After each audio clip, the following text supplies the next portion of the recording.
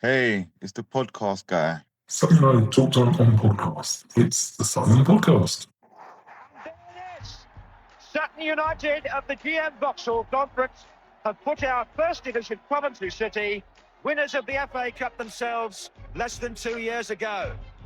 And what a moment to enjoy for the fans of this Surrey side. They've had their moments before, but never one like this. But the whistle goes now. Delight for Sutton United. Sutton United of the National League are through to the last 16 of the FA Cup. No longer English football's perennial non-league club. A 123-year crescendo reaches a new peak for Sutton United, who are promoted to the Football League for the first time. Hello and welcome back to another episode of Sutton United Talk Time on podcast, another season for Sutton Podcast. Delighted to say we are once again been sponsored by Lucky Star Gin, so thank you to Ken and the whole team there putting their faith in me. And we're going to continue bringing you chats after each match and other interviews smattered in when I can arrange it and organise myself. First up, we are talking to Tim. He gave us time. We wandered around the club a little bit, talking about different things, changes for the season. I had a great vision of doing some background video so you could see it while we were talking. The vision didn't align with the skill set, so you're going to just have us talking, which is amazing. You're going to love that. Do like, share, let me know what you think of the episode.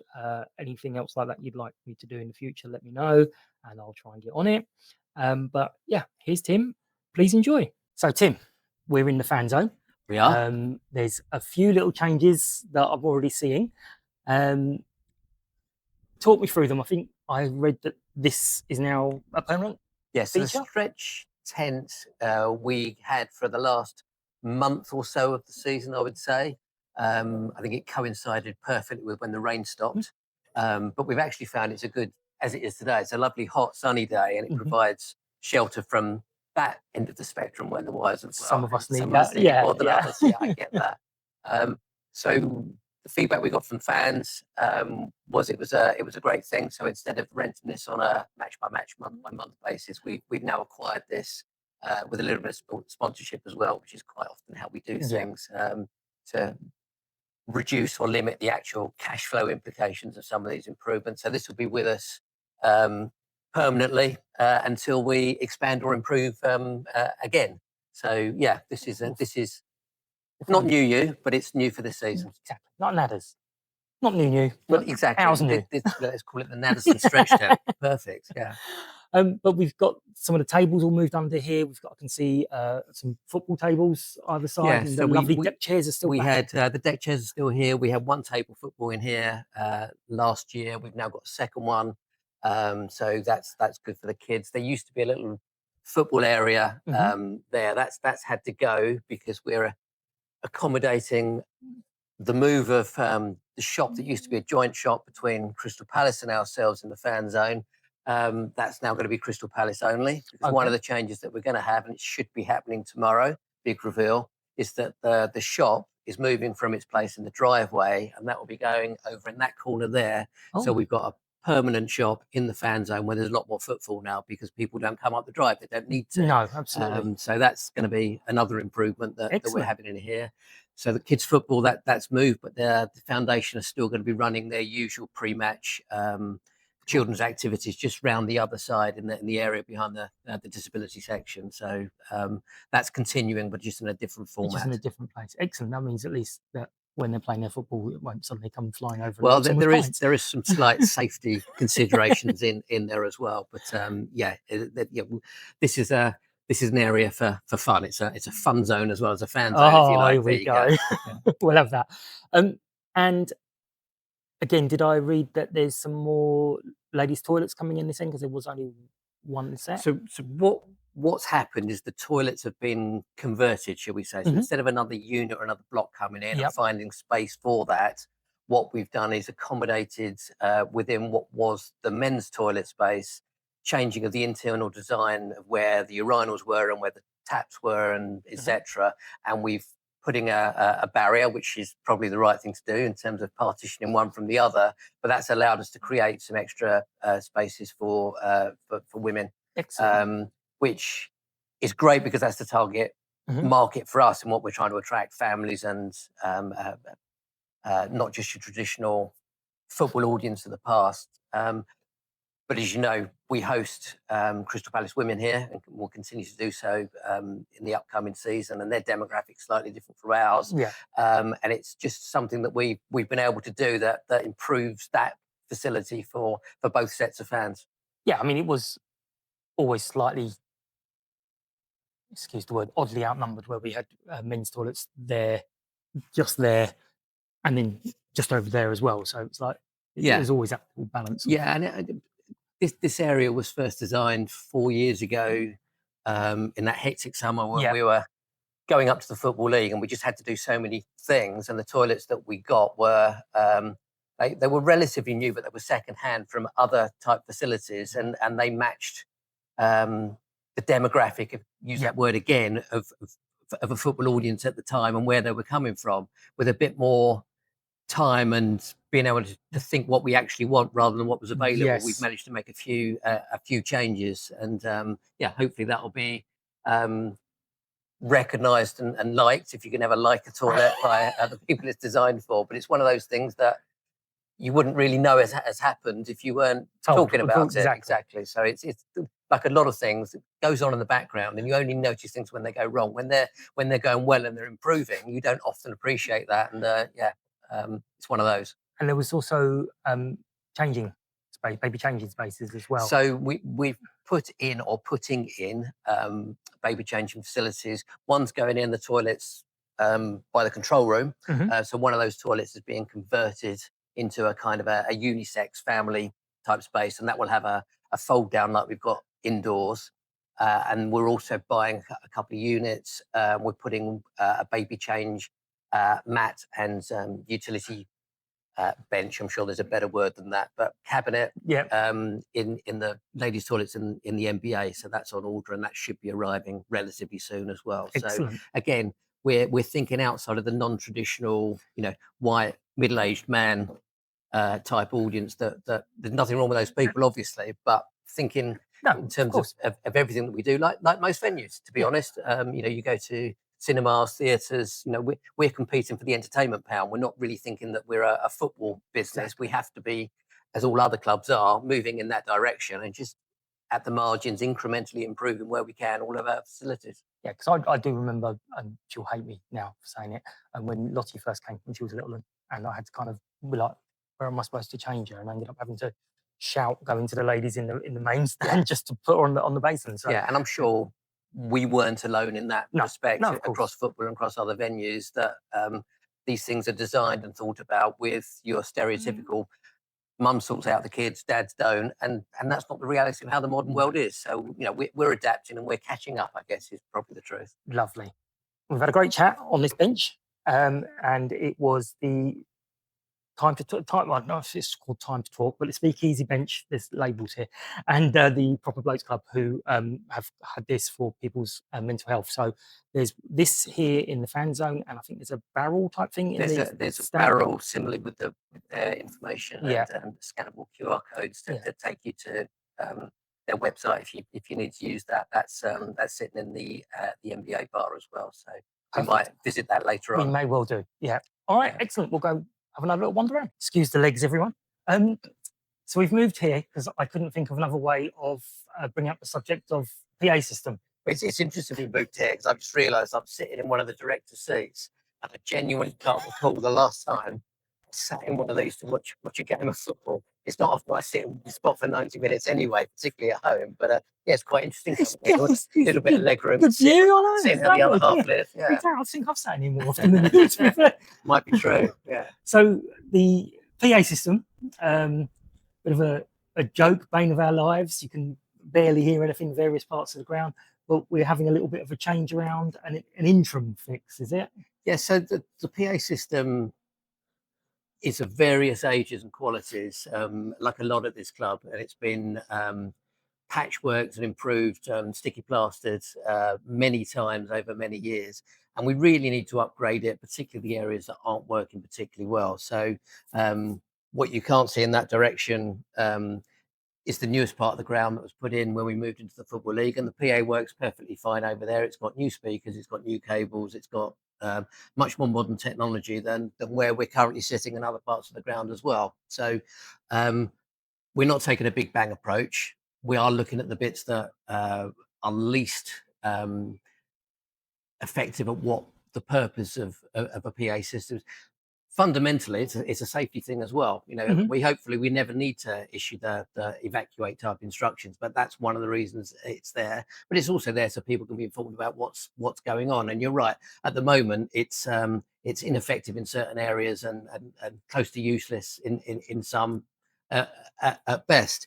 What we found when we've looked at it is it's not just the individual speakers or the wiring, the load that's going on the equipment, the hardware behind it all, if you like, is too much for what it was originally designed for, and that's far too old as well.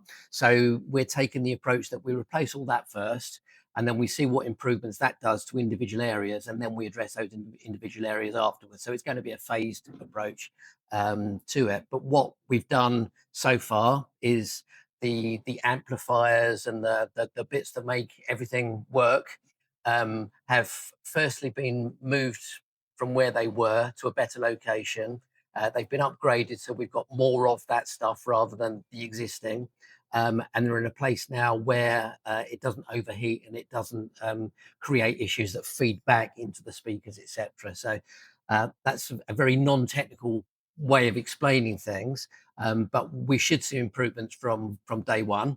And then throughout the course of the season, we will add speakers, we will change the direction of speakers, we will move things slightly so that the sound's going in the right direction, reduce the conflicts where you've got areas where a speaker's hitting another speaker and it's creating distortion, etc. So it's a work in progress, but it's an improvement on where we were before. What we're also introducing for this current season is we're reducing the load on the person that's using them and communicating with the supporters here. Typically, mostly Tony, but not always Tony, is a bit like me on a match day. You know, he's got one head and he's got lots of hats. So he's not just letting people know what's going on in the ground. He's also providing a commentary, whether that's on MixLR or some other format. He's recording stuff on his phone. Brilliantly, by the way, but it's just too much for one person to do everything really well. So we're going to get a second person along as well, which should spread that load. And so you'll have almost a dedicated person for inside the stadium, and we'll have more integration, hopefully, of the music that's being played and the announcements that are going out, and then the connections with the big screens and things like that, which is also good, not just for the supporters, but it allows us to link in sponsors and player sponsors. We've all been to other matches and you typically see the substitution taking place. As an example, you've got so-and-so coming off being replaced by number 17 sponsored by XYZ Limited, those kind of things that we can bring into the match day that, again, perhaps won't be noticed by many people, but for the people that that's important to, it adds some value, and that value ultimately gets fed back into the club. If we can keep the sponsors happy, we get more money coming in, and that money goes into either improved facilities or a better playing budget, which everybody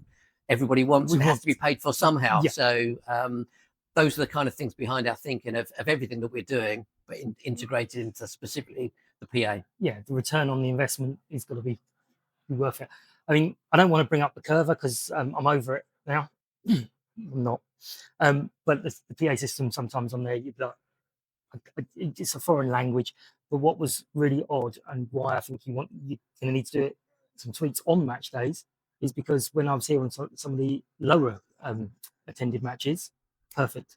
It was just when we had more people in here that it was gobbledygook. So yeah, and that's one of the things that we'll find, and we'll find out as we go into the testing phase once the hardware's been upgraded. Most people come to games and they've got a phone in their pocket, and that phone doesn't always connect to either Wi-Fi or internet, and the load on those systems that often run parallel, literally next to each other in a cable sense, sometimes they can create disturbances and things like that. So we've got to go through that phase of discovering what the real problems are, and then ranking them and working out which are the ones that we fix now, which are important, which are need to have, which are nice to have, and that kind of approach. So it'll be over the course of the season. We'll see that change, but we might not notice it on a match by match. It'll suddenly be one of those things you look back going, didn't this used to be? Yeah. Maybe that's what we need to do, is introduce a thing that if you're going to come on our Wi-Fi, your phone has to be part of our speakers. So therefore, when you go on the Wi-Fi, your phone can become a speaker.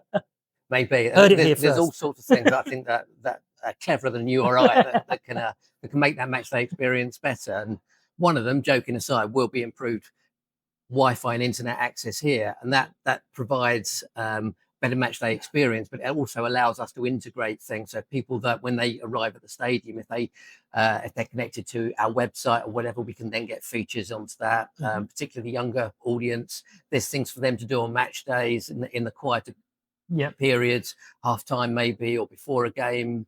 Can we link things up so there's other stuff going on? We just have to be thinking 21st century, and you and I have both been coming in long enough to know that there's parts of this club that might not be 20th century, without being too rude about it. So, all of these things are on our mind about how we improve, but there's a lot of work to do. And in this particular area, it's smaller mouthfuls that we can chew and digest and deliver, rather than a gourmet meal that's just going to be too much for us. Absolutely. And there's one other little change, which I'll video in a minute. The Gander Green Lane end has a little bit of a facelift with some paint. There's various bits that have been painted over the summer, mostly inside, but out here, a lot of the white on the steps is new. The yellow headings have been refreshed. There's wet black paint not very far from where we're sitting. In fact, we can smell paint at the moment. I have to check myself when I stand up, make sure that I've not got any more on me. But that end of the ground has had a little bit of an uplift as well. It's not quite finished yet. We want to get a bit more branding in there rather than just the colours. And there'll be some other improvements that people will probably notice, perhaps not when they come for the first time, whether that's Tuesday for the Wycombe game or the first regular game of the season, which I know, and actually I think it's now public. It is public, yeah. Okay, so as people look at their calendars and work out when they're coming for the first time, hopefully they will see some of these changes for themselves. Absolutely. And you were telling me that the changes, there's no sort of changes with the actual match day where you want to stand. So still we can't stand on the ends, because that makes sense, even though some people love it, but we can against. So the long and boring answer is that there are different ground gradings and rules depending which league you're in. So when we went up to the Football League, we had to bring in very quickly a lot of more stricter and stringent rules. And when we came down, we could relax some of them, and some of the stuff that we were supposed to impose in year 4 of our EFL, we didn't have to. But the slightly shorter answer is it would be very similar to last year. So we can't stand on the ends, and that's a well-recognised safety thing. It's an ambulance route at that end, and there isn't a room at that end to allow safe movement of people. On the sides, people can still use the barriers as a standing space. That'll be a lovely problem to have to introduce when we go back up to the Football League, how we will have a larger crowd and less space to put that into, but that's not something that we have to worry about for 12 months time. Exactly. So kids, you can lean against the barriers but not sit on the barriers. Just remember that. Yes. You'll be told off. Yes. Let's move on. Yes, we'll leave the groundsman to it. He's cutting the grass lovely over there. It's great to see the grass being cut. Let's go and find something else that's new. Absolutely. So not many people would have been around here. This is the away fan zone. Not quite as much cover as our one yet. You're telling me there's some changes going on here. We introduced it late last season. Yeah, so this space was first created when we had the Birmingham game in the first round of the FA Cup last November. And obviously that was a big fixture for us, and the number of people that were coming. We had to think about how do we configure and set up the ground, not just with that fixture in mind, but for the fixtures that we're going to follow for the rest of that season and for seasons that we're going to follow on from that one. So we used to have a bar just on the edge behind the curver and a food unit a bit further away than that. But we cleared this area, which wasn't that great. It's still not brilliant, let's be honest. But we've now had the bar set up in here for the away fans. And we're conscious that whilst we want to invest in facilities primarily for our own fans and the money that they bring, an important part of our revenue streams do come from away fans, and quite often, particularly those coming a long distance, the same as when we travel, people arrive earlier because they don't want to get held up in traffic and miss games, and they also want decent facilities when they arrive. I often get complaints to me that I act as the conduit and pass on to other clubs where there isn't sufficient food or drinks, or the toilets aren't great and what have you. And we get similar from our visitors as well. And we want to put on something that's good. And we are conscious that whether you're a home fan or an away fan, not everybody can get to every game. And if you're an away fan, like many of our fans will be, the fixtures have come out today, and I'm sure they're going through the 23 league fixtures, and they're saying no, yes. And some of those marginal reasons why people come to games might well be, how are they looked after? Absolutely. And so if we can attract those £20 notes when people are making the marginal decision, do I go to Sutton or do I go to Woking or whatever it might be, then that is of benefit to us. So we do invest in the facilities that we offer the away fans. So we've got a bar, we've got a new catering unit that's going to come in here as well. Probably just out of shot. There's a big trench across here at the moment that we need to fix before fans come in here. We're not far away from the pre-season games, but we're aware. All done. And that allows us to make sure our staff as well have good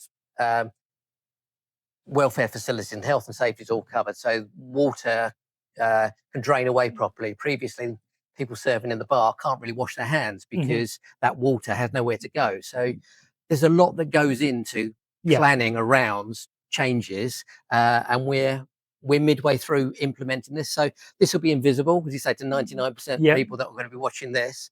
But it's something that goes on in the background, and there are reasons why we do it, and it's partly commercial. It's the right thing to do as well, let's be honest.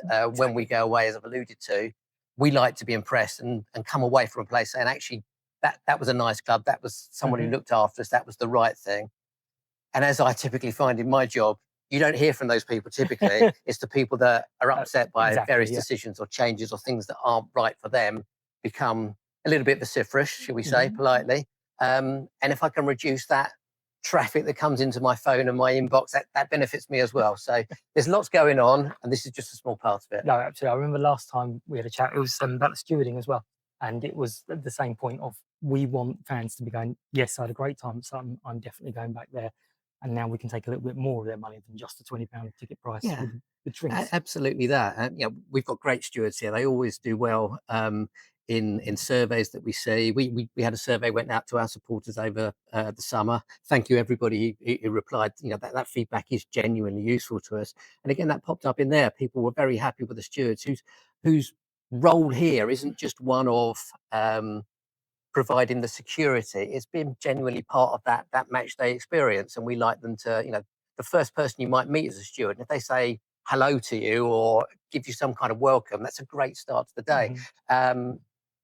They're an integral part of what the match day is, and you're right, that makes, for away fans in particular, a friendly, nice day out. And if that means that you'll come back next year, that's another £20 note. There'd be plenty of other instances where you go somewhere and I'm not going back with a £20 note next year. So we need to be on the right side of that. And I've never complained about the away facilities for a good reason.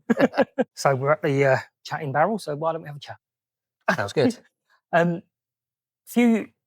There's some changes to not necessarily the room, but to how things are working. And one of the things that please people greatly is the cashless. And can you kind of just explain a bit more about the decision? It's not just well, that's it, we don't want any cash anymore. There's a bit more to it. Can you kind of talk through it? Yeah, of course. And I'm glad you said there's not many changes. One of those, I've now stood still in this room and I'm looking, and there's marks on the wall and there's holes. There isn't.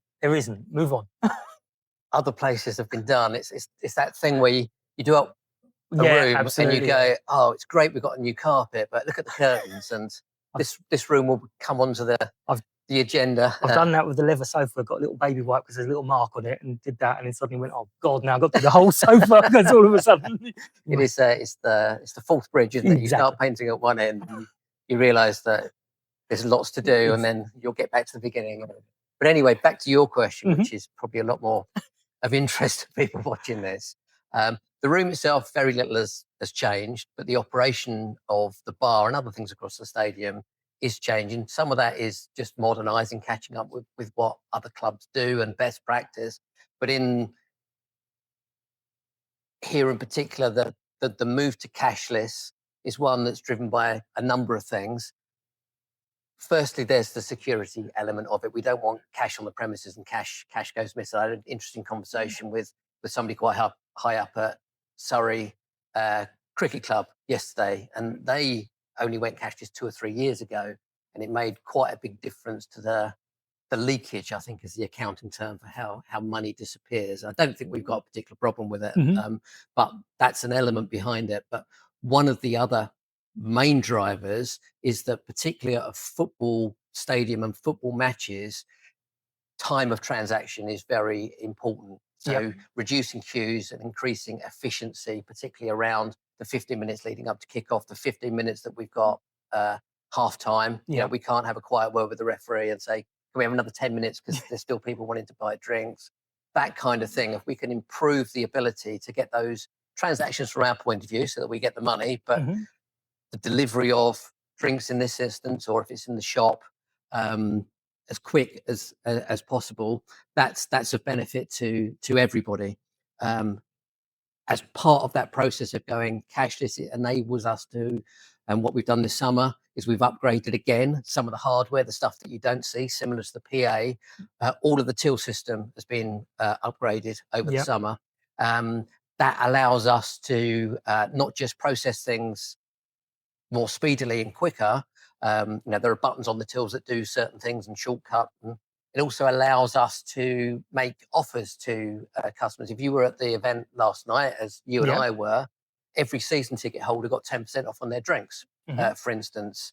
And that's because we've now got a till system that will recognise who's a season ticket holder, who's staff, who's whatever it might be, and we can tailor our offerings to that. We can now make changes in an easy way, whether it's a regular league game, or whether it's a league game in the evening. We can do different things, whether it's a cup competition, be that FA Cup, be that the National League Cup, where we had a completely different demographic in the grounds, lots of youngsters, lots of school kids. And we can work out ways that people who have an account with us, because people now need to open an account to buy tickets and things, we can now use that information for our benefit, which ultimately supports the club, but it allows us to target market to certain people. We can monitor who comes to every game but never comes to the bar, for instance. There are other people that use the bar regularly but don't go in the shop. And there's lots of ways. Tesco were here 50 years ago. You know, the club card came out, and the use of all that data and its importance, not everybody likes it, but it's a genuine value add to the club.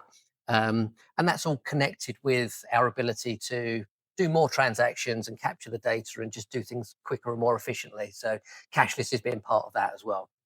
So maybe not now, because obviously just coming in, but would it be potentially linked to your season ticket, that different offers, they can kind of go every 10th, 12th pint is free, or possibly? So like it's got the potential to do that. What we're having to do is to bring in new systems that got the ability to talk to other systems, and then we'll integrate them properly. So, for instance, our ticketing platform, that contract has got 1 more year to run on it.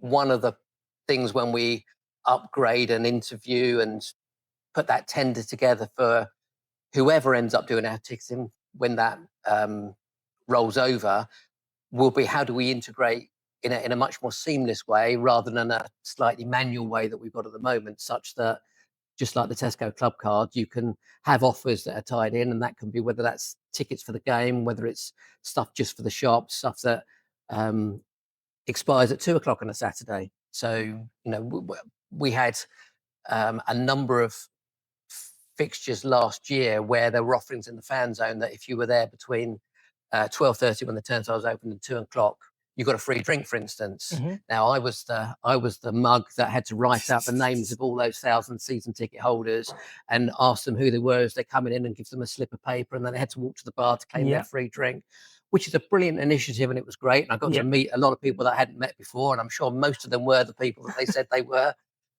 But with this kind of technology, that's behind the scenes and it's instant. So we're moving from one end of the spectrum to the other end of the spectrum. And again, like I've probably repeated a few times, we've got to do this incrementally, and No, of we course. can't big bang stuff.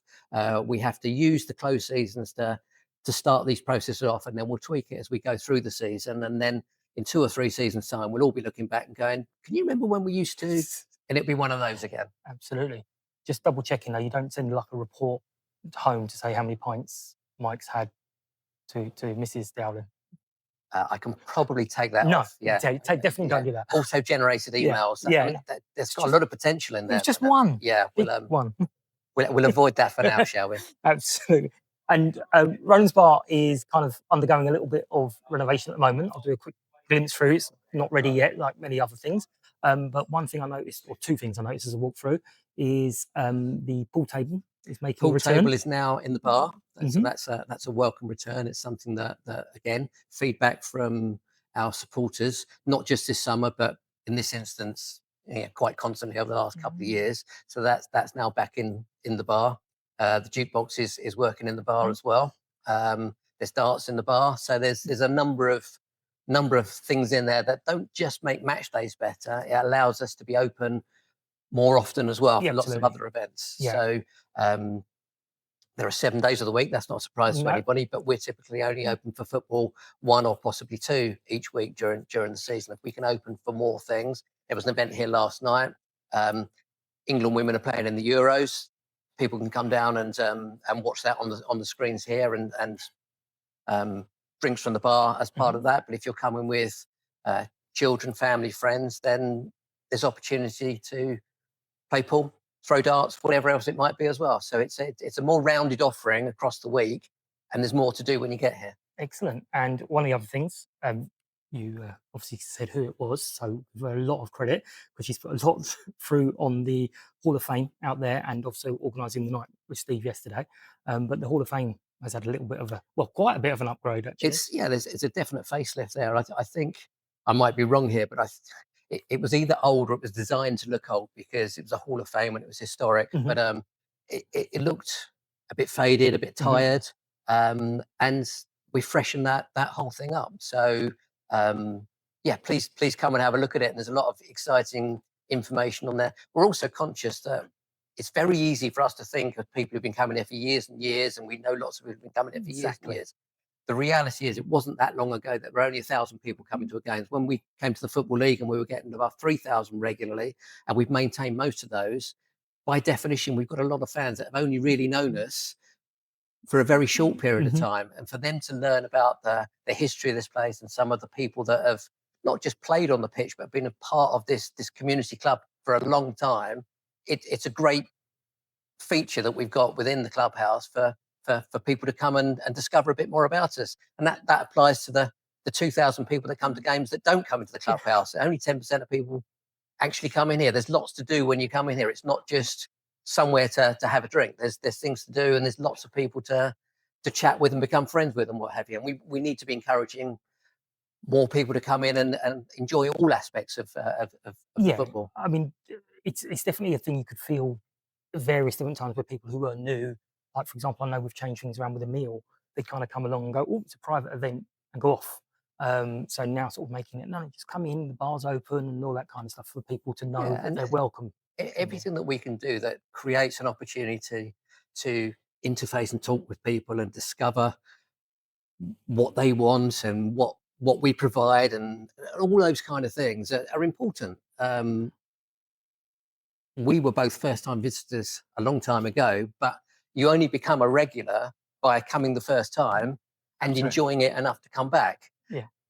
And it's part of what we should all be doing, whether you're me with a role or whether you're just an ordinary fan, is to make this a welcoming place for everybody. Next people. And that's what makes lots of football clubs, wherever they are in the pyramid, places that people enjoy being part of and come to, whether there's football happening or not. And we need to be part of that in here as well.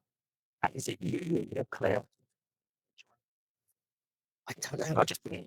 I think Claire's at the end where it just goes on, but there's a committee of people being a little bit serious about it that decide who's important enough to go on there. But I'm not on there yet, and I'm not expecting to be there anywhere anytime soon. But yeah, we enrol typically 3 people every year, and it's important they're not just footballers, and if they are footballers, they're not just men's first team footballers. That team's been in existence a lot longer than a lot of the other teams, so it's weighted in that way.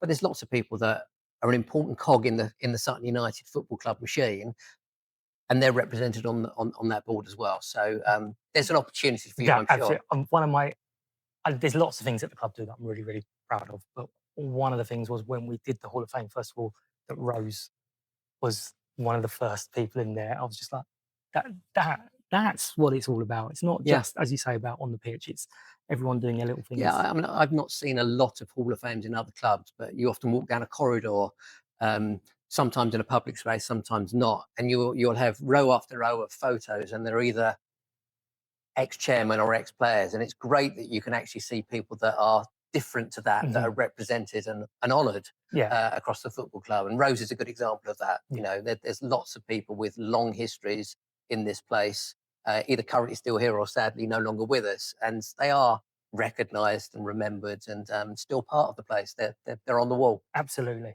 Right, should we move on? Yes, let's find something else. So another odd place to film, but I couldn't quite work out how to get the message across. But we're by the infamous Green Gates, which are now going to be closed on match days, and there's going to be I think it was described as public and non-public spaces. Can you kind of give us a little bit more about that? Again, this is part of the modern world, I guess, and the sad events of the Ariana Grande concert in Manchester led to, you know, a horrific incident, but that's now fed its way through legislation, and any kind of entertainment venue or public venue has now got more stringent obligations placed upon it. And nobody wants anything happening anyway. And the way the world has got, there are certain types of people that are looking at how they can do things that we don't want to happen. No. Now, it's not right for us to go into exactly what we've done, because you don't want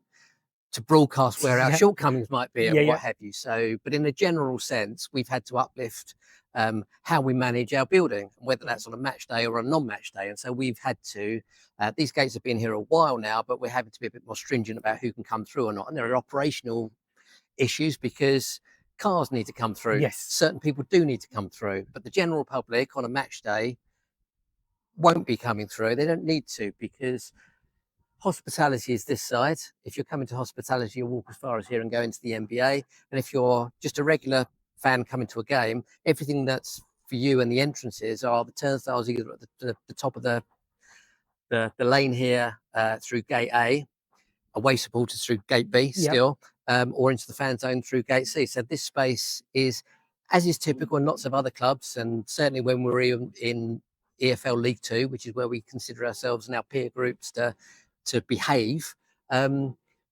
these public, non-public spaces and segregation between players, match officials, staff, and the ordinary public are quite normal, but it's just a bit new here. And we've been phasing this in, but with Martin's Law now coming into effect and the obligations on us now that will become even more stringent as that passes its way into operational use over the next 2 years, means that gates such as this are now in place that people can't come this way. Now that means that the office, which is open during the week for people to come and talk to us about various things or buy tickets or whatever it might be, that's not going to be available for them on match days anymore. Similarly, if you're previously, people have been coming into the stadium this way because they're users of this room, for instance, there's been some flexibility around who can come in the main entrance and who can't. It's going to be a very limited number of people coming through, and you'll need passes. So it's staff, it's players. Staff also includes volunteers, you know, very important part of what we do on a match day. We have a number of stewards and people that are helping out in various roles. They'll come in, they'll register, they'll get their ticket scanners for the turnstiles, all those kind of things. They're legitimate uses. your ordinary fan who's coming to watch the game is on the wrong side of that, unfortunately. Yeah.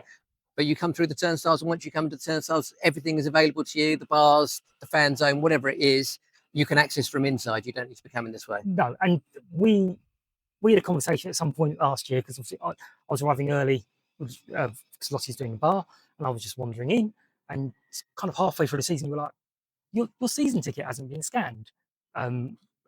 Just hadn't occurred.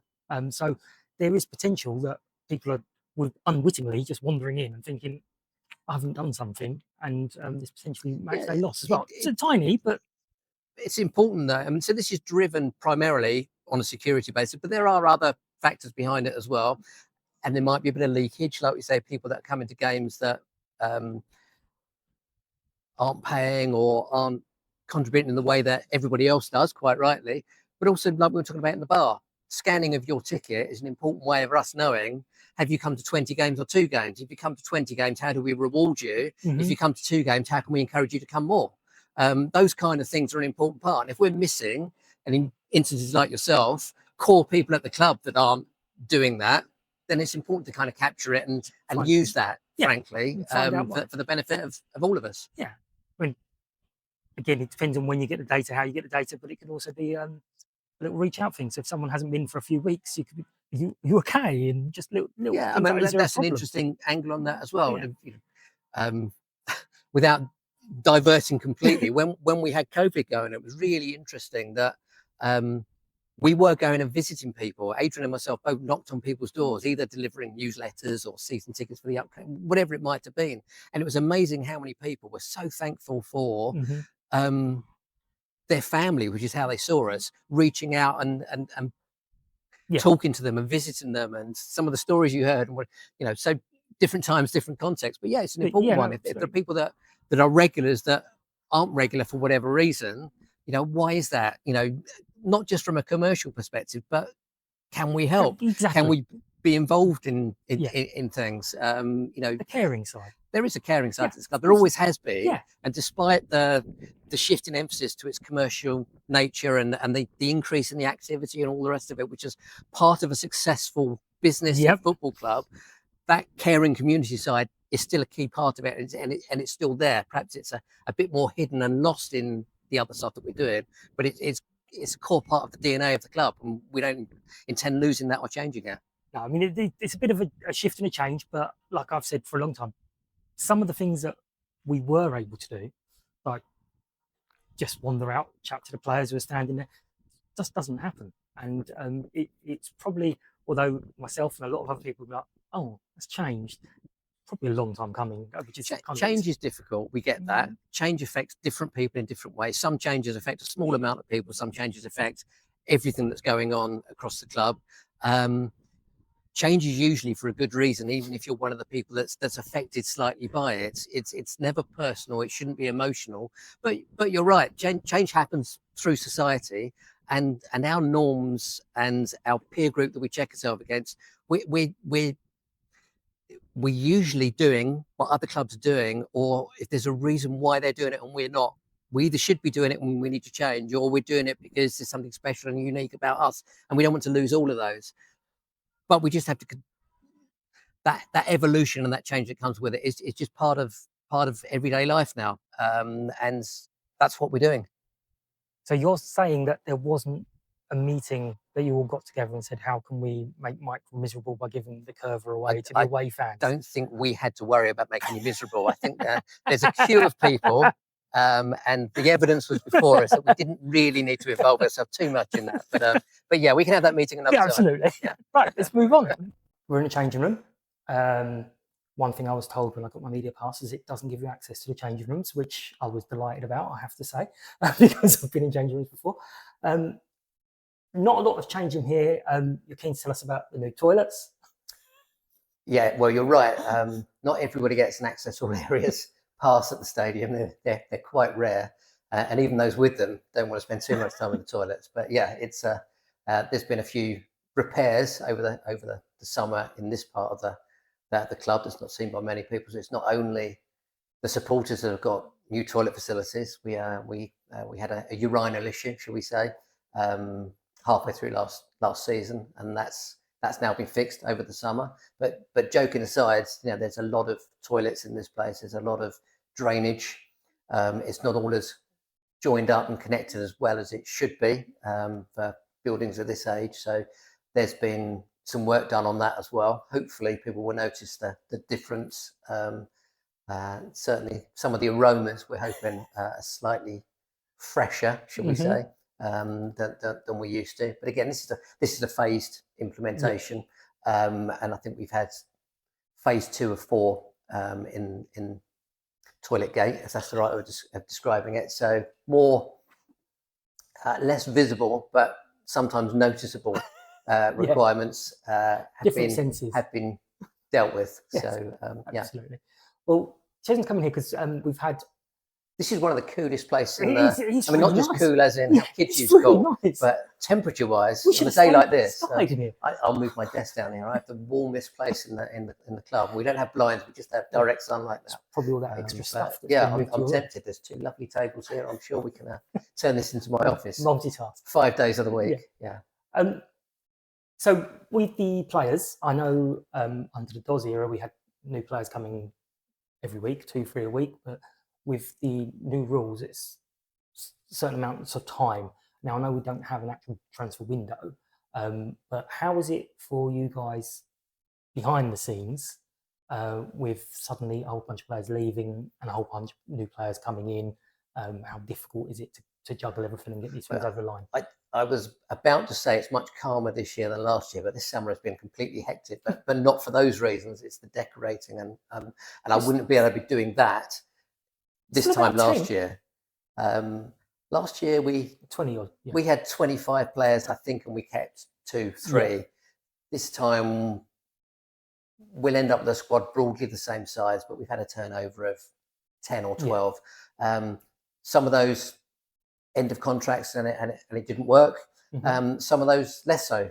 Players move on. If you were here last night, the Will Davis story, we were talking about how successfully we've created in him a commercial asset that we've added value to not just him as a player, but to us in terms of transfer, and they move on for that reason.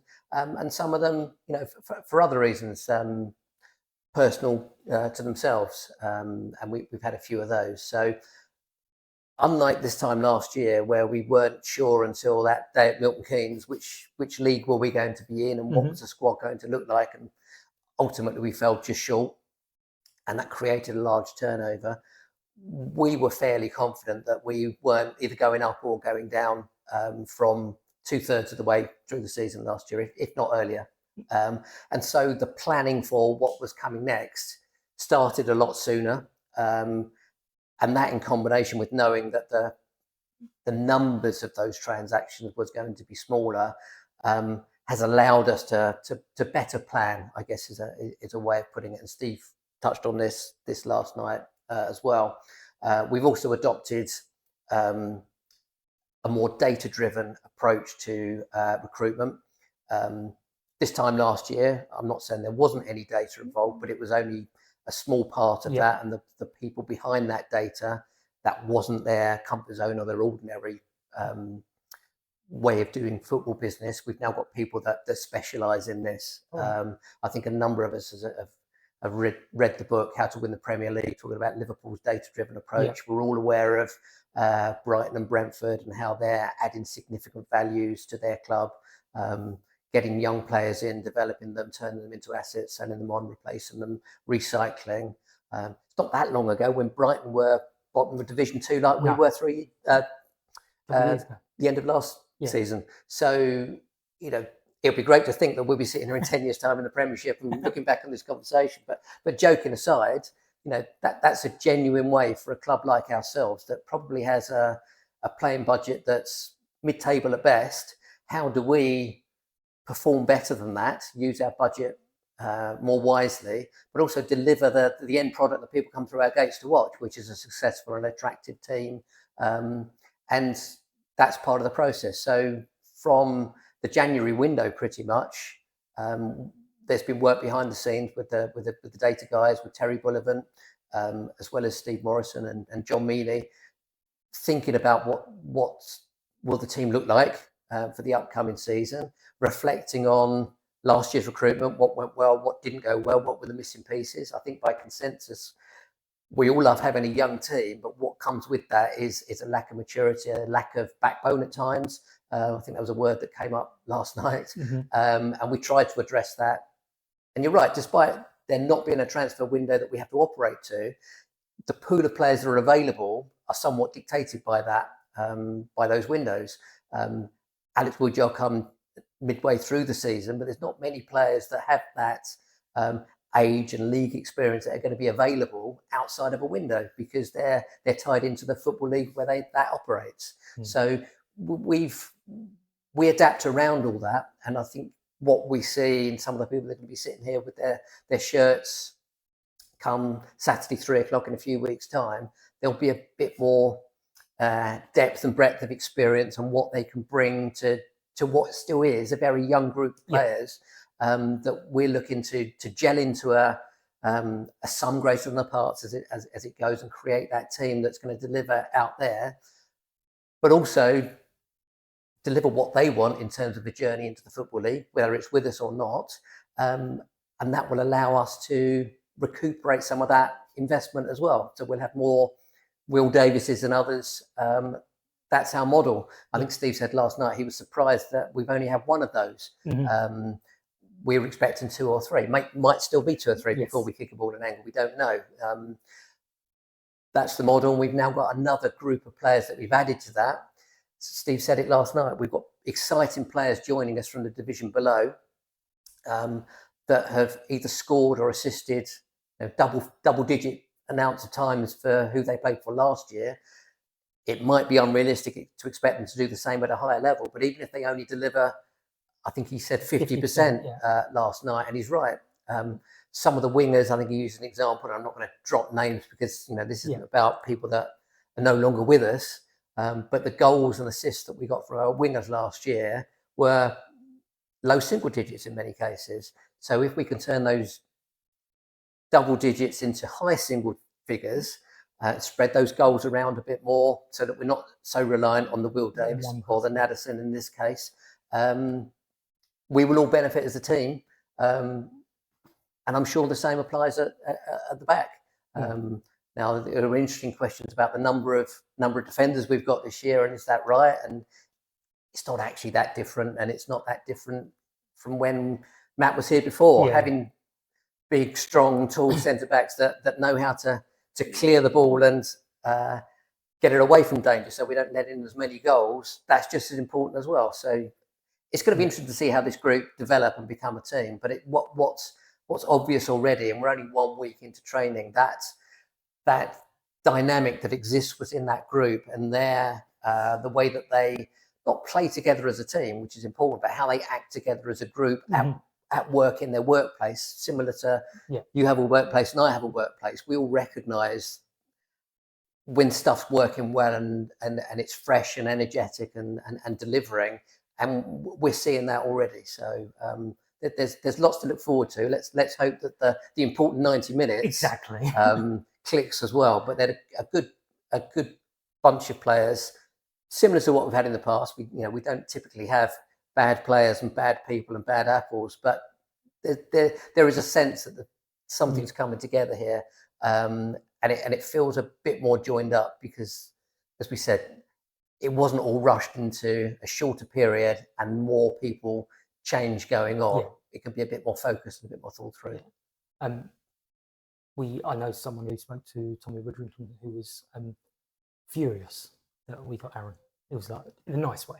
It's like, he's going to do so well. He's going to bring on those kids, and he said, "You've got a really good player." Not in a, I just want rid of him. It was after it was all done. It was like, gutted that you got. It's great to hear, and we know that that's true. But this is an important part of the recruitment process as well. It's not a surprise to us when we hear those conversations, because part of our due diligence, whether it's me talking to other clubs, whether it's Steve talking to other managers, people that have been manager of that player or played alongside them, we get to know a bit more about the person as well as what they do on the pitch, and that whole person is an important part of why they fit into our particular jigsaw and what we're trying to create. So it's good to hear that those conversations are taking place, and it's always nice to upset a few people on the way that we've got people that they want. We must be doing something right. But I think particularly in that case, you're right. That will add something to this team that was perhaps missing last year, and will be something that we can kind of strike off as something we need to deal with or worry about.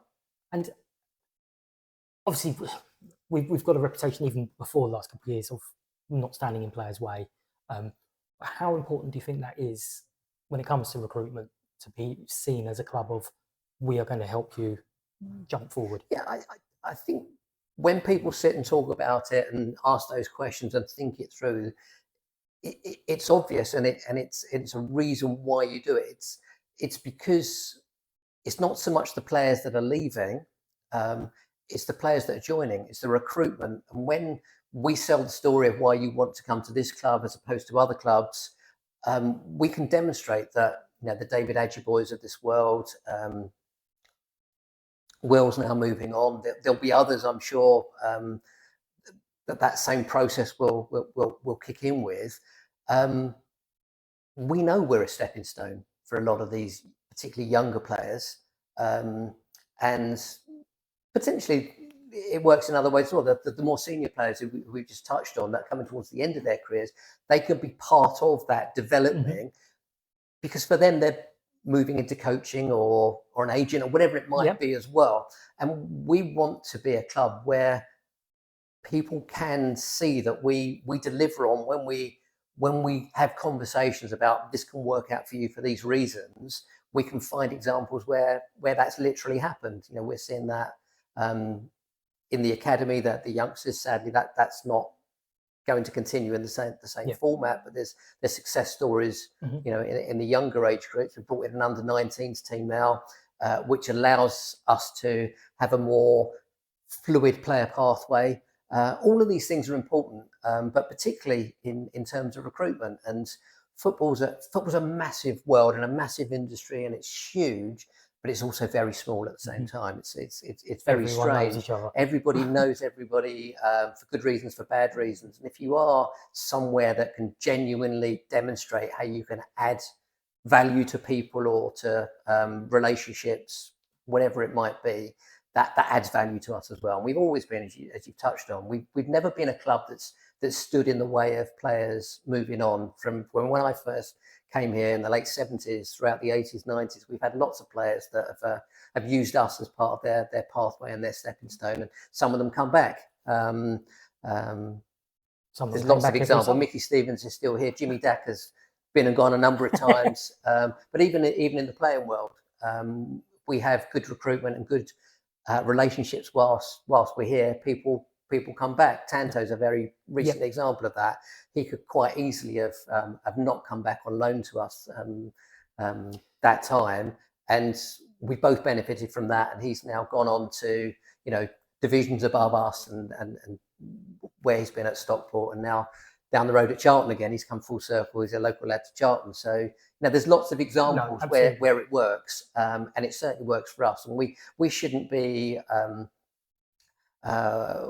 embarrassed by the fact that that's part of what our business model is now, is to bring in people, develop them. It works for us commercially. It works for us out on the pitch. It works for us in ways that are more intangible. We've got great relationships with lots of clubs, and that certainly in my job, that really helps as well. So it's part of who we are. Yeah, there's only very few clubs in the world that can't be classed as a stepping stone club at some level.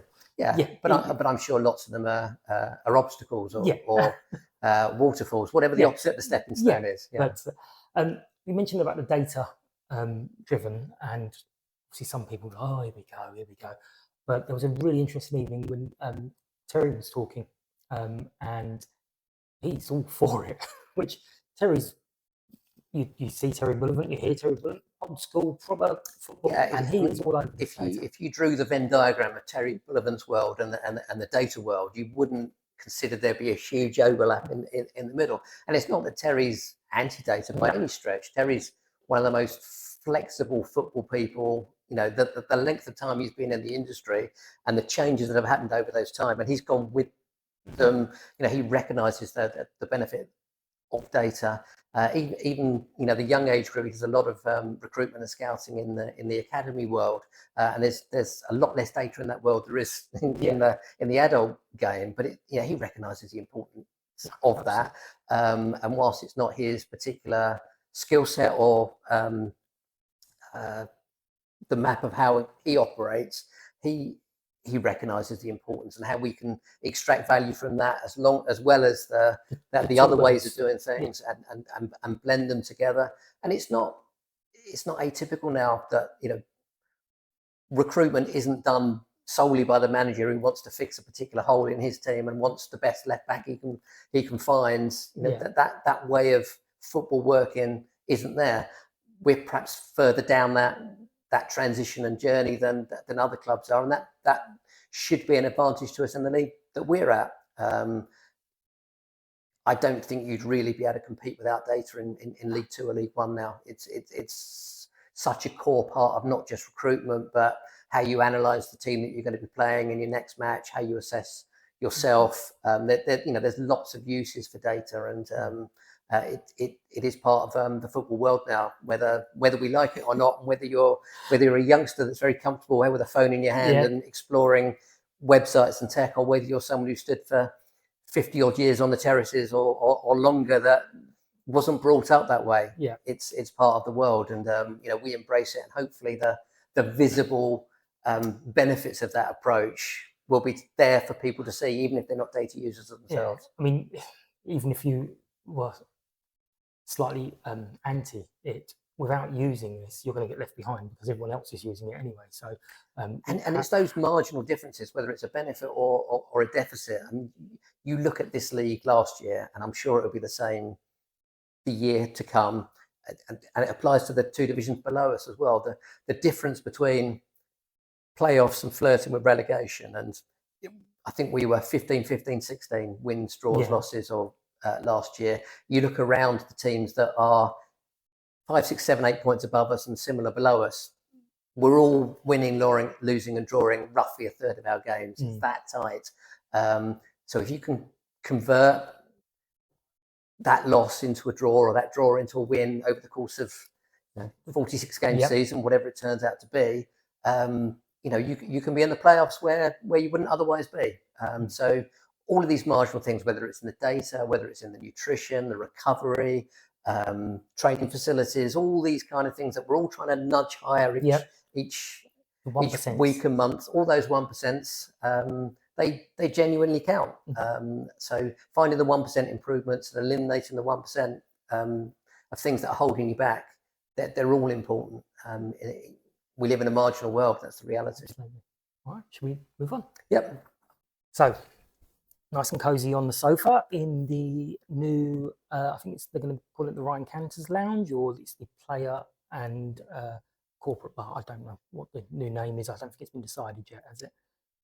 No, so I think the sponsorship is right. The actual name, I'm not sure yet, but what you touched on is essentially correct. This space of the club, we've got very limited real estate here to work with, but one of the missing pieces that we've had previously is an effective place for players, their families, sponsors to have as a lounge and a special place. And we've made the decision to create that within this room for the upcoming season. Again, we've had a lot of feedback from fans, and this was reflected in the survey, that the integration with the players isn't as good as perhaps it could be or has been in the past. And there are reasons for that. Steve was touching on it, and again last night, the modern world of players is different to what a lot of people are used to. We've been quite blessed in the past with players such as Harry Buteman, great example, Josh Coley to an extent, a more recent player that do integrate really well and involve their families. Harry Buteman's dad was always here. We all got to know them as well, but they're rare examples. And the reality is at the moment that the players finish their work and tend to go home, as lots of people do in their ordinary courses of of whatever they do in their lives. And you've got to remember the players also had this as their place of work Monday to Friday as well. Yeah. So it's not when we were at Harlington that this was a special place for them on a match day. And we have to try and change the dynamic so that there's a chance for supporters to have better relationships with the players that they come to see as fans. Part of that is outside. How can we get them to do a bit more celebrating either during the games when we score goals? Many times we have players that run off to empty parts of the stadium or to Paul Loughlin to have a picture taken rather than celebrate with the fans. At the end of a game, and we didn't win that many of them, or as many as we all wanted to last season, to celebrate that victory, and John Meany's fist pumps. And one of the questions last night was, John, why do you always do it in one part of the ground? Can you share that round a bit? Point taken. Never really thought about it. Mm-hmm. These kind of marginal ways that people can feel closer to the players and the staff are important. We earlier touched on in terms of recruitment as well. What is it that allows us at the margins to successfully recruit a player to be part of this club and this team, etc., rather than some of the alternatives? And we found this particularly when we were in League Two. You're not just recruiting the player, you're recruiting their family. If they're moving, what are the local schools like? What are the job prospects for wives and partners? How can they feel part of the club as well, etc. And these missing pieces we're trying to create, and that ultimately allows us to have better players again, better performances, etc., etc. But part of that, with our limited real estate, is that we're going to make decisions that are going to disappoint or upset certain people that are used to certain things, and that particular change affects them a lot more than others. So the feedback we've had is that we want to have players that spend more time here and are more integrated with the fan base. And how do we do that? At the moment, they're going straight home. If they have a place here that they and their families can have, that means they'll stay here longer. Now, it does mean that they're the wrong side of the door, but it's a step in the right direction. It's a start, and it will be the case that some of them will leave here and move to the other bars, as has been touched on, and again, it came up last night. That might be a way that the strikers are key. We're having players that are comfortable to mix with the fans and put on the sparkly sequin jacket and get to know people better. Before games, people are going to be here. They can go into hospitality, and hopefully as part of that, you'll have players that are comfortable to do, just like we're doing now, sit on a sofa and have a little bit of a how are you, who are you, etc. type conversation. They'd be more willing to integrate in the fan zone because it's a place of comfort to them. So the motives of doing it are well clear. The implementation of it is difficult. And we recognise that there are 50, 60, 70 people that used this room last year as part of a membership scheme, many of them for many years before, that predate those membership schemes, that like the use of this space. It is a more comfortable space than some of the other bars. It's less crowded. It's got a different dynamic to some of the other places. We understand that, but we made the decision that this is the route we're going down, and there is disappointment. I've had, as you can imagine, degrees of feedback and emails and telephone conversations, and hopefully conversations like this where we can strip the emotion from things and explain the reasons why we're doing it. It's a start of a direction of travel that ultimately, despite it not being something that is wanted or appreciated by 50 people, that's 1% of the people that are part of this football club. And I have to make decisions for good, for bad, right or wrong, and I won't get everything right for sure. This might be one of them. We don't know yet. But it's with that background of trying to satisfy 5,000 people that come to games, not just 50 people in this room. And similarly, if we can create an atmosphere where there is a great culture of fans, supporters and whatever like, there's only 1% of the borough of Sutton that currently come to these games as well. There's a huge untapped market for me out there as well. So yes, 50 people's feelings are important. Of course they are. And we respect people that have been coming for as long as I have and longer.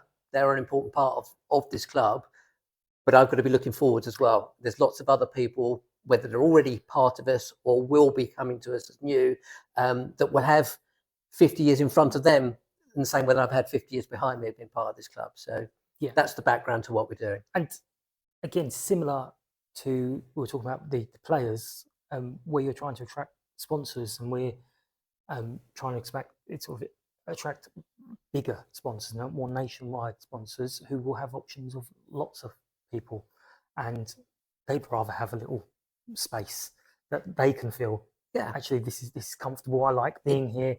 Absolutely, it's an essential, necessary part of a successful football club, particularly one that's got ambitions to grow, get back into the Football League, etc.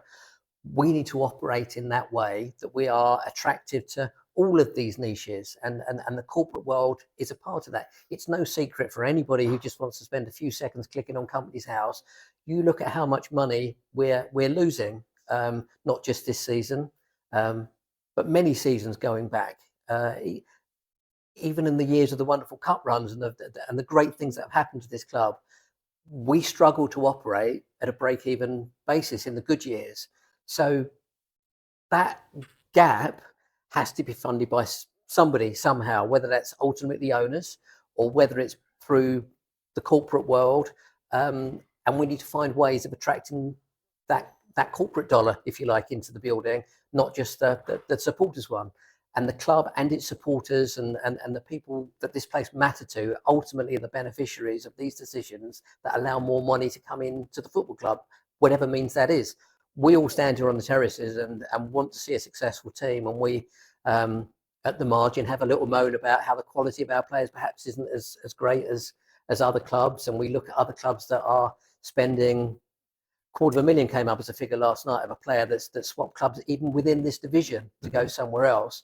And that's a world we can't operate in, and we never will be able to operate in if we carry on in a world where we've got a financial gap that we have to fill every year. So we do have to think about the right thing for the football club through the lens of the commercial as well as the supporters. And we all as supporters, I guess, get that at the end of the day. For us to benefit with a better team and a better performance that allows us to go up the pyramid and have all these wonderful memories that we'll look back on in 10, 20, 50 years' time, it's because of running this place as a successful business ultimately. And that's what we have to do in our decision making. Yeah. And on the players, Steve touched on this last night, but it's something I've noticed. A lot of them don't drink. That's just the way they are now. A lot of them are for as brash and everything as they are on the pitch, or as they seem in training. Some of them are quite shy when you start trying to talk to them one-to-one. And the modern world is a lot of players don't want to say anything because it can suddenly come back and bite them. So. Yeah, I think the modern world is more like that. And we've got to remember, at the end of the day, these are people. We all work with people. We have people in our families and our friendship groups, and we understand the differences between people. And why would it be any different with footballers or people that appear comfortable in front of 5,000 people doing what they're good at? But it's not just a modern thing. I always think of Louis John. I know Louis quite well because he lives just down the road from me, and we've stayed in touch. But Louis is a great example of somebody who on the pitch can exude all kinds of confidence and, never shy of having a word with the referee or the players alongside him or whatever. The Louis that you would meet in the bar or in the street is a completely different person. And that I think is true of many of this group as well. And you're right in both of those things, that they're not used to drinking and socializing in the way that players in the past perhaps might have done. Certainly the more shy or awkward or those type of characters, and everything they do now is visible and can come back round. And so there is an innate caution within them that they don't want to say the wrong thing or get captured in an awkward or compromised position. And that is the modern world. So we need to find a way for them to be comfortable amongst people that they feel comfortable being with, which is typically friends and what other groups provide that comfort to them, but also have a way where they can step outside the door and be comfortable, whether that's for shorter periods of times or in more controlled ways, being with fans. And that's where we're going. Again, it's another example where this exists in lots of other football clubs. You know, having a player's family area or a lounge or an area where it allows the wife's partner's kids, grandparents, whatever it might be, to come into a safe and welcoming environment for them. Where we lack is the real estate here. So other clubs have the ability to have a number of different lounges for a number of different purposes, and we see them in our away travels. There's often a not just a boardroom, but there's 1 or 2 or 3 different hospitality spaces, and then there's public places, and then there's fan zones, and then there's the local pubs and everything that all become the pieces of the puzzle that is the jigsaw of the football club in that town. In an ideal world, we would have more space and we'd have more money and we'd have more of lots of things, and we could satisfy a lot more people. And ultimately, if I do my job well and others around with me, we'll get to that point where we are growing not just the football side of the football club, but the literal physical side of the football club. And we have been over the years. 3,000 people now come to games.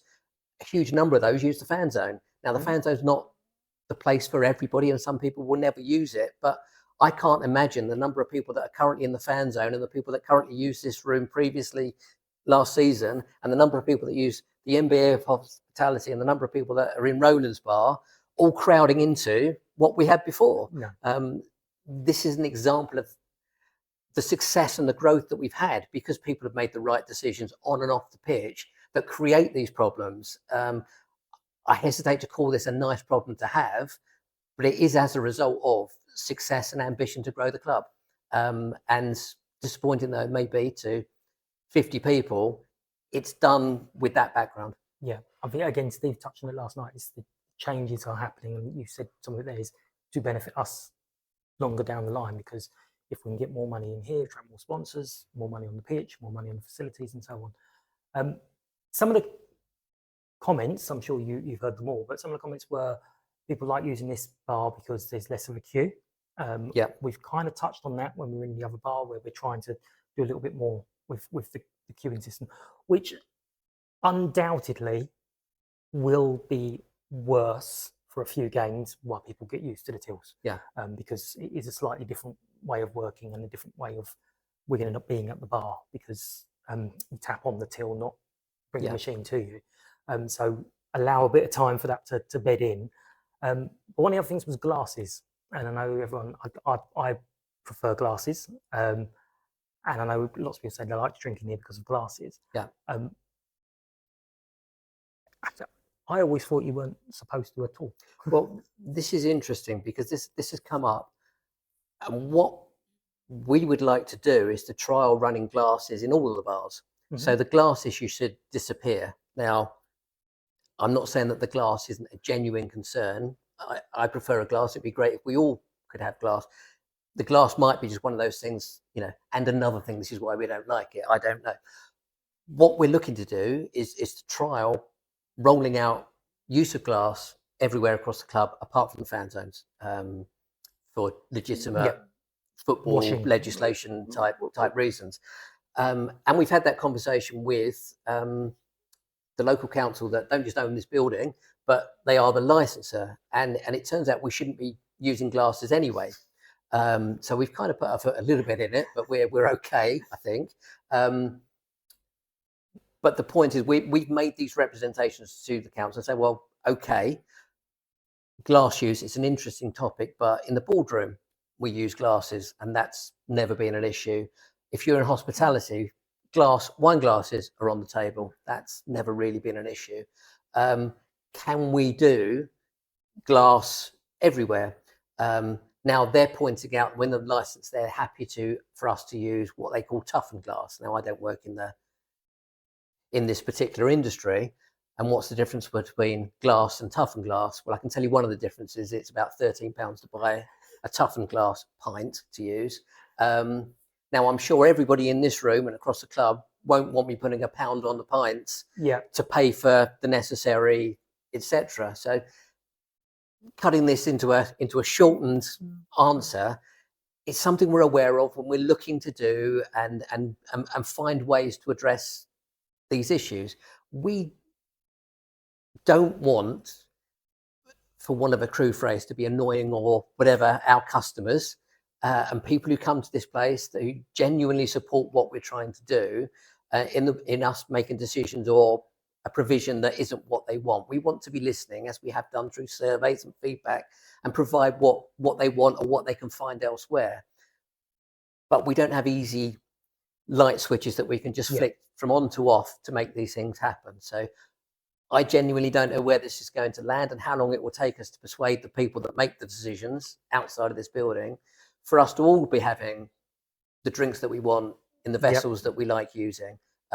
But that feedback's definitely been taken on board, and we're working towards it. And hopefully we will have happy people or less unhappy people with some of the solutions to the situation where we currently find ourselves, and they'll still be supporting the club and enjoying their drinks and the conversations and their friendships in a different way as we go through this change. So potentially what I'm hearing is we shouldn't be moaning about losing classes. We should be delighted that we've had them for 4 years when we shouldn't have. Well, that's one interpretation, yeah. But what we're trying to demonstrate, I guess, is that the reasons that we're making decisions are legitimate and for the betterment of the entire football club. And it's not the opposite, where we're trying to change things to upset individuals or groups of people that are unfortunate in being the recipients of that change. But within that, we're also welcoming the feedback and listening to the things that clearly matter to people and it's important to their match day and their relationship with this club. And what can we do within the confines of the restrictions that we find ourselves in to best rectify some of the things and improve in certain ways despite that going on. And glass is probably a good example of that. There'll be knock-ons as well. Moving from plastic to glass means that there's less wastage from an environmental point of view, which will please a lot of people. It will mean that we'll have to invest some more money in glass cleaning. What people need to think about is when they have a nice clean glass, they don't want a warm one, they want a clean one. It goes through a cycle of you using it, putting on a table, it goes back somewhere, it gets washed, it then has to get dried, it has to get treated, etc., for it to become the nice clean glass for you to use at half time. And the same again after the match and the next time you come to the building.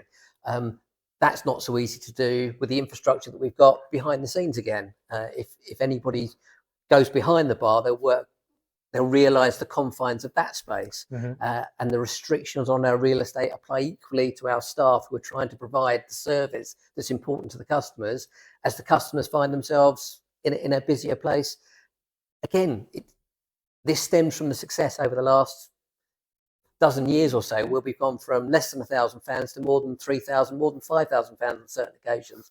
So we have to live with and find solutions to the consequences of those problems created by that success. Of course we do.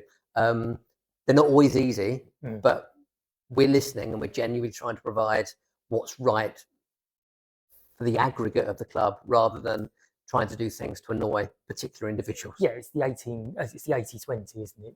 You kind of, if you can please 80% of the people, then that's a good thing, and 20% may love it or hate it. And people generally will adapt and change, and not everybody will come on that journey with us. But it's impossible to keep everybody happy all the time. Genuinely, it's going to be difficult in any environment to do that. Where you're trying to uplift and upgrade and improve a football club or any other business with growing numbers of supporters or consumers, if you like, of that business, it's difficult, and there will be hiccups and whatever on that journey. But if we're moving even in a non-linear fashion from down here to up there, that's the right thing to do. Okay, well, we're going to wrap up in a second, but there was a question, and you just touched on the down here to up here. Question was put to Steve yesterday that yourself and I think they said Ben, but it was Gary, I think, who said that we want League One football in the next 5 to 10 years. It was put to Steve as an expectation. Was it an expectation or was it just a want? Well, A wish list. This goes back to the AGM, which was a few months ago. And prior to that, again, from feedback, people wanted to know a bit more about the ownership group and their, not just who they were, but what their ambitions were for the club and did they align with the ordinary fans, etc., etc. And 4 of us put down on paper. And I think each of us touched on a period of time coming from here to there. Mine wasn't Division 1 in 5 years. I won't name the individual that said I think that was Gary. I think it might be Martin Copus. Oh, was it? Okay. But anyway, mine was to return back to Football League within 5 years. So I'm a division out. But genuinely, I think I said within 25 years being in the Championship. And I do genuinely believe that. And I hope I've got 25 years well, I hope I've got 25 years full stop. Yes. I also hope I've got 25 years to see that happen. But it is interesting because what does that create in terms of expectation? And when I was saying it, it was much more incremental and like the conversations we've been having here. How can we improve slightly so we get slightly better players in? How do we get sponsors in that allow us to do X or Y or Z, bring money in that we can invest not just in the football, but in the building, which allows us to have another lounge somewhere such that we can reintroduce a members lounge, for example. So over that 20-25 years, we do become a Millwall or a QPR or whatever it might be. How do we develop the far side of the ground that we were going to do if we were still in the Football League? And that will bring with it other facilities, not just seats over there, but probably bars, more food, more this, more, and allow us to be flexible and deliver these kind of things. 5 years is a very short time frame. And football's very, I think I've probably said this to a number of people, possibly even yourself. It's the strangest of industries because most clubs like us, we've been around since the 19th century. We touched upon that earlier on, 1898. We've been around comfortably more than 100 years, as have lots of football clubs. So long term is the right time frame to measure the success of football clubs, but the current season, the next game, the average tenure of a manager is about a year. Player contracts, 1 or 2 years is normal. A player can get injured in the next game and that's the end of their career. It's also very, very, very short-term industry. And so the now and the next is also super important. And how do you overlap those two, or a 25-year period like I'm talking about, or a 5-year period like Martin Copus might have been talking about? And words are always easy. Saying we want to be a Division 1 club in 5 years, great. To be fair, there are some people probably watching this that don't want that, and that's fine. I like the honesty of those that actually tell me that, rather than those that want all the good but point out all the negatives on the way as well. That's a different story. But the words are the easy bit. The difficult bit is actually making it happen. And to do that, you've got to make difficult decisions at times. You've got to change culture in places. The culture in this place is different to how it was before we became a Football League club. The staffing and volunteering is completely different. The business model is different. The model on the pitch now is different. It's much younger compared to when Matt was here. It's about developing the players and moving them on. Matt wasn't anti that, don't get me wrong. David Edgeboy, we've already touched on, is a great example where that happened under his stewardship. But those changes and the change in the cultures are the things that are going to allow us to hopefully deliver those ambitions, be it 5 years or 25 years, and attract overseas owners, the new sponsors, the new players to us that will be on that journey, either as the short-term version of what a football club is, or the long-term version, people like myself and Bruce and Adrian and countless other people that have been in this place for as long as we have been. So it's easy to say, difficult to do. Absolutely. Well, thank you very, very much. And we look forward to the season starting. Hopefully you'll get a rest in the next few days. I'll get a rest at some point. I think it's important for everybody, particularly the people that have been working with me over the last few weeks, that we get back into that regular rhythm of football. And it's going to be great that the pre-season games are starting here again, which we didn't have last year, remember, on Tuesday. And we've got some great teams coming to visit us. Slightly disappointed. We've had a couple cancel on us, which out with our control. And then we'll come through those. Hopefully, our supporters will get to see some of the changes that have happened here, get to begin to know the players that are part of this team for the upcoming season, and then we'll hit the ground running away at York. I can say that now. Yep. For the first fixture of the season, and hopefully by the end of August, when we've played the teams that finished, I think 2nd, 3rd, and 4th in the league last year, we'll have a bit of an idea of where we stand. And I'm optimistic we'll be doing okay, and we'll be around the playoffs, and we'll think we're doing okay here.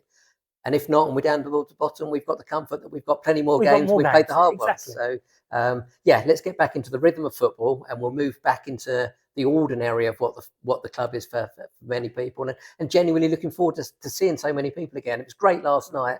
More than 100 people coming to an event that last year only 50 people came to. That's a great reflection on where the club is going and how people are buying into what we're trying to do on the pitch under Steve, or off the pitch under me, if you like, and seeing those people and renewing those friendships, but also meeting new people that wouldn't have come to an event like that previously. Exactly. And I'm looking forward to the first game here, where hopefully I can relax and there's not too much going on, and meet with the regular new and old fans that we love seeing in this place. Have a seat in the directors. I'm not sure that's going to happen. I remember when I last sat in it was actually watching our women's team. I do I come to watch the women, I do often sit in there and catch up with other people, as well as wandering around. I'm less likely to be changing toilet rolls and carrying a mop or whatever at a women's game. But sadly they're still not going to be here this season. But we've brought them closer into the fold from Chipstead. They're going to be at David Weir, and we've got an under-19s team that we can follow over the coming season, and they're going to be playing a number of different places, but David Weir will be one of those as well. FA Youth Cup and Women's FA Cup games, we'll host those teams here as well. So the breadth of the club, not just the first team, we're creating that environment through Change Again, where people can support the entire club easier than they have done over the last 2, 3, 4 years. Exactly, yeah. And also the event last night wasn't recorded, so we can kind of say what we want happened. And I think Steve did say that he was going to learn the John Meany fist bump. I think Steve is beginning to enjoy himself a bit more, and his relationship with the fans has changed over the last 18 months. And people, first impressions do count, and they are important. We get that. But what people need to remember is he was brought here with a specific job to do. Ultimately, he failed, which was to keep us up. But what that meant was on match days, and most people see him on match days and only at home games, not away games, in the majority of people's instances, and they will judge him on what he was trying to do. And he was very tunnel driven, focused on what was important to not just him, the entire club at that time. And the downside of that is that those first impressions, and following on from people that, such as Matt, Doz before him, that were different types of people, that expectation of what our manager should be and what people want from their manager, that was quite difficult. 18 months in, I think that relationship with the ordinary fan is a different one with Steve. And last night he claimed to be very enthused, which I think got the biggest laugh of the night. It was a monotone delivery. He genuinely, I think, is in a better place with the club and its fans now, that he can have the type of conversations that were normal under Matt, if you like, and that growing relationship, I think we'll see develop further over the course of the year, and that's what we all want. It goes back to, again, the players. This is their place of work. This is Steve's place of work, and things not going well, you're not going to go, right, I'm going to go and chat to everyone now so they can all tell me how it's going awfully and terrible. And he's in a bit of a foul mood, as you would be.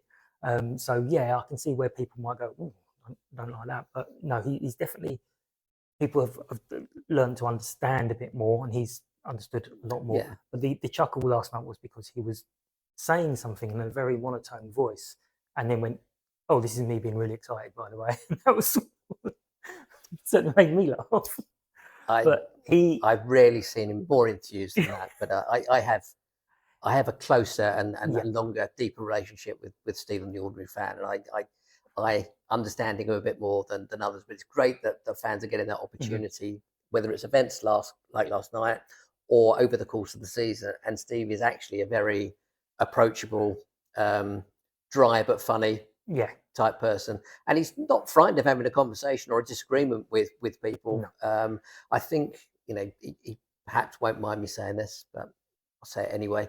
I think he got hurt a little bit of his experiences at Cardiff and other clubs, where it's more difficult to have that close relationship with fans. And he's played at lots of big clubs, you know, your Millwalls and your Leeds and your Norwiches and what have you.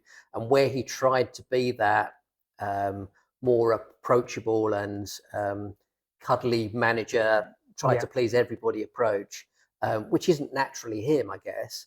That backfired a little bit at times, and you know, you can't win. You go on the pitch and you fist pump when you're winning, and some people like it, and some people think it's a bit whatever, and then you don't win the next game, and you go off because, as you just described, you're emotionally upset, or you need to calm down before you do your media. You don't want to get involved in something else, and then people label you with, you know, you only do it when you're winning. And you're not this and you're not that. So you can't please everybody. It's like everything else we described earlier. You have to be yourself at the end of the day. But the genuine Steve that he is actually quite an approachable and funny and whatever type of person. We just need to see a bit more of it, perhaps. And that's a two-way thing as well. That people need to embrace and engage with him in the same way with other matches, and the players, of course. You know, we're going full circle. We're trying to create that environment where everybody is closer and more supportive and wanting to be in the building or on the pitch or whatever it might be as part of our club. So let's all do that. We'll see more of Steve and his team and the players, I'm sure, within that framework. Excellent. Well, thank you very much. No problem. I've done that already, but thank you. See you later. And that's it. Another episode of Sutton United Talk Time on podcast wrapped up, and we're going to be bringing you a few more over pre-season. And just before the season starts, we've got an interview lined up with Morrow. So hopefully we'll be able to get his thoughts on pre-season and what the season ahead is going to bring us. Thanks once again to Tim. Thanks to Lucky Star Gin. Thanks to you for listening. I hope you've enjoyed this episode of Sutton United Talk Time on podcast. I wish I could speak. But take care, and we'll catch up soon. Bye-bye. United! United! United! United! United! United!